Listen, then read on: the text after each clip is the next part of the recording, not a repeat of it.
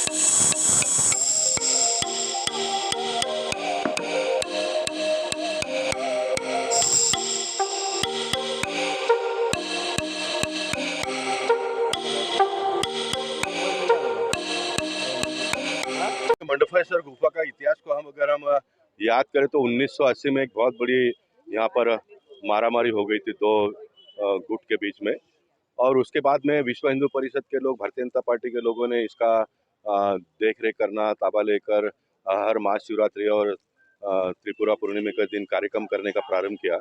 और देखते देखते फिर रामनाथ जी के काल से इसको विकसित करने के लिए केंद्रीय मंत्री उन दिनों के अनंत कुमार जी यहाँ पर आए थे। वो दौर आगे बढ़ता बढ़ता गया। फिर मैं सांसद बना, मनीषा ताई विधायिका बनी। फिर हम लोग महाराष्ट्र सरकार के पीछे पड़े भी, केंद्र सरकार के पीछे भी पड़े। पहले चरण में ये सारा काम हुआ। आज ये दूसरा चरण का हमने भूमि पूजन किया। ये केंद्र सरकार के पैसे से हो रहा है, लेकिन तीसरा चरण का भी मनीषा ताई ने परसों सुधीर भाव के साथ में मीटिंग करके 75 लाख रुपए का और फंड हमको मिलने वाला है, उसका पूरा डिटेल वो देगी। तो उसका भी तीसरे चरण से हम करेंगे। अब ये सरकार के पैसे से जो होता है तो होगा, लेकिन गए महाशिवरात्रि के समय पर जब हम यहाँ पर आए थे तो मन में भक्तों के और हम सबके मन में यह आया कि यहाँ पर शंकर भगवान का जो पिंड है, नंदी है, ये सब हमने चांदी का बनाना चाहिए करके वो हमने डिक्लेयर किया था। ये हम जनता के माध्यम से ये करेंगे। और इस साल का महाशिवरात्रि का त्यौहार बहुत एक अलग ढंग से बनाया जाएगा। उसके पहले ये सब काम ब्यूटिफिकेशन का भी हो, उसका हम ख्याल करेंगे। जो कुछ बीती बातें अंग्रेजों के ज़माने में, मुगलों के ज़माने में जो हो गया, लेकिन अभी सनातन धर्म को मानने वालों की सरकार आई है। मोदी जी जैसे प्रधानमंत्री हमको मिले हैं, जिन्होंने बहुत सारे कायदे कानून बदली किए हैं। अब भी इस प्रकार के जो पुरातत्व जो विभाग के पास जो ये गुफाएं हैं, उसके कानूनों में जो भी बदलाव करने का है वो मैं केंद्र सरकार से और करके लेने का प्रयास करूंगा। महाराष्ट्र सरकार से जो भी करना है वो मनीषा ताई पीछे पड़ी है, वो भी कर लेगी। कुल मिलकर सब लोग मिलकर इसका एक नया रूप हो, सनातन धर्मियों के मन में एक नयापन, एक विश्वास का वातावरण जगे, इस प्रकार का काम करने का प्रयास हम सब लोग मिलकर करेंगे।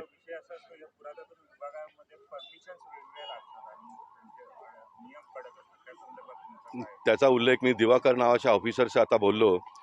1901 का 9 कुठल्या तरी वर्षी ते ब्रिटिश लोक असताना कानून केलेलं। अटला कुठलाही सरकार असते त्यावेळी ते त्यांच्या हिताचा कानून बनवतात। आता आपला सरकार आलेलं आहे आणि म्हणून ज्या काही गोष्टी सरकारच्या माध्यमातून कायद्यामध्ये बदल करून घेऊन करायचं असेल त्या आम्ही करू, परंतु हिंदूंचा सण साजरा करण्याचा, हिंदूंचा देवी देवतांचा पूजा करण्यासाठी आम्ही स्वतः एक कायदा आहोत। मी हिंदू कुलात जन्मलो, मनीषाताई हे सर्व हिंदू कुलात सनातन धर्मात जे जन्मले आहेत ते स्वतःचाही कायद्याचा येणाऱ्या काळामध्ये वापर करणार। मोगल येताना कुठल्या ते कायद्याचं पुस्तक घेऊन आले? ब्रिटिश येताना ते कुठल्या कायद्याचं पुस्तक घेऊन आले, त्यांच्या धर्माप्रमाणे त्या लोकांनी काम केलं. आता माझा सरकार आहे, मी माझ्या धर्माप्रमाणे माझे जे धर्मगुरू म्हणतील त्याप्रमाणे आम्ही काम करू. ठीक आहे. मंडपेश्वर गुफा के लिए बहुत पीछे पीछे पड़ के हमने ये 2000 विनोद तावड़े जब भी हमारे पालक मंत्री थे तभी हमने एक कंपाउंड वॉल करके लिया। उसके बाद हमने यहाँ बहुत सारी पर्यटन से पैसे गवर्नमेंट देने के लिए तैयार थी, लेकिन इनके अधिकारियों के सहयोग न होते लिए हमने यहाँ विकास नहीं कर पाया। लास्ट में मैंने लक्ष्यवेदी डाली, लक्ष्यवेदी के बाद सुधीर भाऊ ने मीटिंग लिया और मीटिंग में सुधीर भाऊ ने अधिकारियों को बताया, जो सेंटर के अधिकारी थे, जो स्टेट के अधिकारी थे, उनको बताया कि भाई गुफा है तो गुफा आर्कोलॉजी डिपार्टमेंट का नियम क्या है कि वो जो पुरातन वास्तु है वो आँख से ऊपर नहीं होनी चाहिए। तो गुफा तो नीचे है ना, गुफा को कोई तकलीफ नहीं हो रही है। तो उन्होंने बोला आप भी पॉजिटिव लो और इसका विकास होना चाहिए।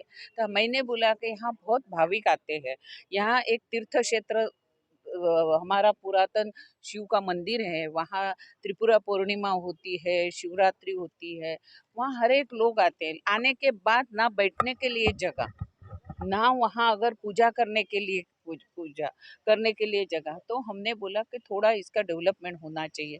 तो साहब ने तुरंत ही सेंट्रल के मिनिस्टर को फ़ोन किया और उनके जो पीए है सेंट्रल आर्कोलॉजी डिपार्टमेंट के, वो चंद्रपुर से होते हुए सुधीर भाऊ के अच्छे फ्रेंड हैं, तो भाऊ ने उनको बोला है कि पॉजिटिव लो। अभी फ़िलहाल उनको 72 लाख रुपीज़ सेंट्रल से आया है और पर्यटन से जितना हमें होगा मेरा खुद का निधि डाल के ये विकसित करने का काम करेंगे।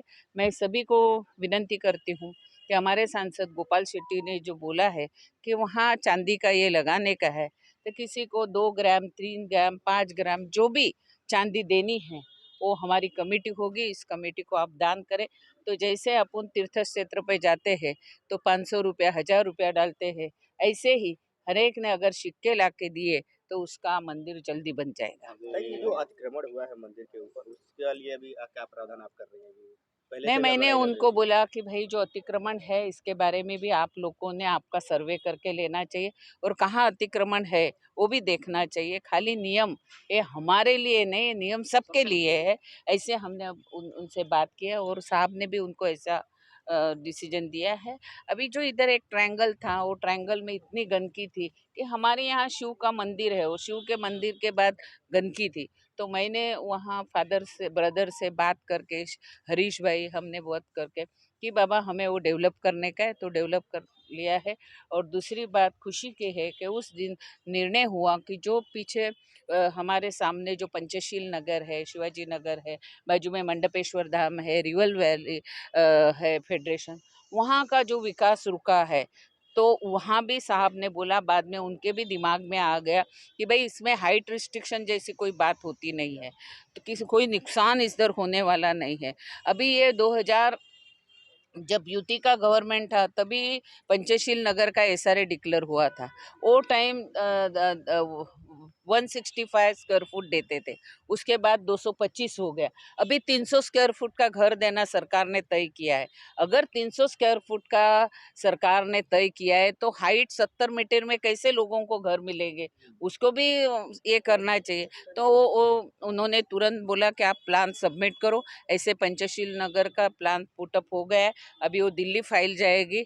हमें सांसद साहब हम प्रयास करके उनका भी विकास करेंगे।